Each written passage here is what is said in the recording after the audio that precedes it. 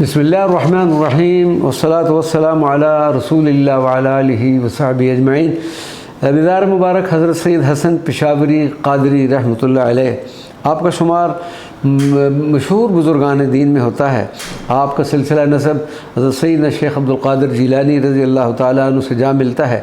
ایک روایت کے مطابق حضرت سید حسن کے آباء و اجداد بغداد سے ٹھٹھا تشریف لائے اور ٹھٹھا کی ایک سید گھرانے میں شادی کر لی، اور جس سے حضرت سید حسن کی ولادت باسعادت ہوئی۔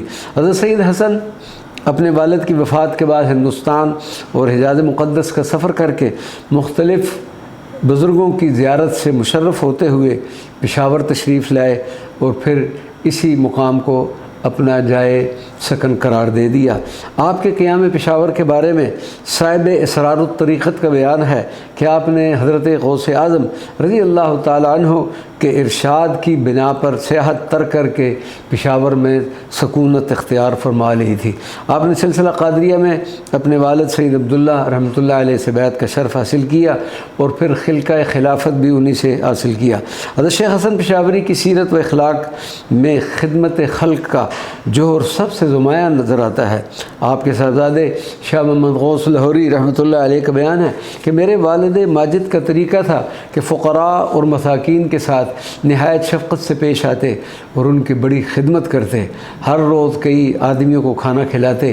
آپ کا وصال 1115 ہجری میں ہوا تو آپ کا مزار اس وقت پشاور شہر میں مرجع خلائق ہے۔ آپ کے صاحبزادوں میں سے حضرت شاہ محمد غوث قادری لاہوری رحمۃ اللہ علیہ نے عرفان و تصوف میں غیر معمولی شہرت و عظمت حاصل کی۔ الحمدللہ آپ کی بارگاہ مقدسہ معطرہ میں حاضری کا شرف ہوا، اور اس کے بعد پشاور شہر میں ہی مخدوم حافظ عبدالغفور نقشبندی کی بارگاہ میں حاضر ہوئے۔ حافظ عبدالغفور نقشبندی پشاور کے مشہور صوفیاء میں ان کا شمار ہوتا ہے۔ آپ نے اپنی روحانی تعلیم و تربیت سلسلہ نقشبندیہ کے شیخ حاجی اسماعیل غوری سے حاصل کی، جو حضرت شیخ سعدی لاہوری کے جلیل القدر خلفاء میں سے تھے۔ آپ حافظ قرآن تھے اور حفظ قرآن کا اس قدر شوق تھا کہ آپ خود فرماتے ہیں کہ بچپن میں مجھے آشوب چشم کا مرض ہوا، مگر باوجود اس مرض کے قرآن مجید حفظ کرتا رہتا تھا۔ آپ فرماتے ہیں کہ میں نے ایک روز خواب میں دیکھا کہ میں دوسرے لڑکوں کے ساتھ حضرت سید علی حمدانی کی بارگاہ میں حاضر ہوں۔ آپ نے ہم سب سے فرمایا کہ تم ہمارے شاگرد ہو، جلد قرآن کریم کو حفظ کرو۔ چنانچہ ایسا ہی ہوا کہ میں نے چند ہی دن میں قرآن پاک حفظ کر لیا۔ حضرت شاہ محمد غوث قادری کا بیان ہے کہ حضرت حافظ عبدالغفور تمام رات حبس نفس اور مراقبہ میں مشغول رہتے تھے۔ خدمت خلق آپ کا شعار تھا، خصوصاً مساکین اور مسافروں کی خدمت میں مشغول رہتے تھے، اور فریادی کا یہ عالم تھا کہ 500 آدمی آپ کے لنگر مبارکہ سے روزانہ لنگر کھاتے تھے۔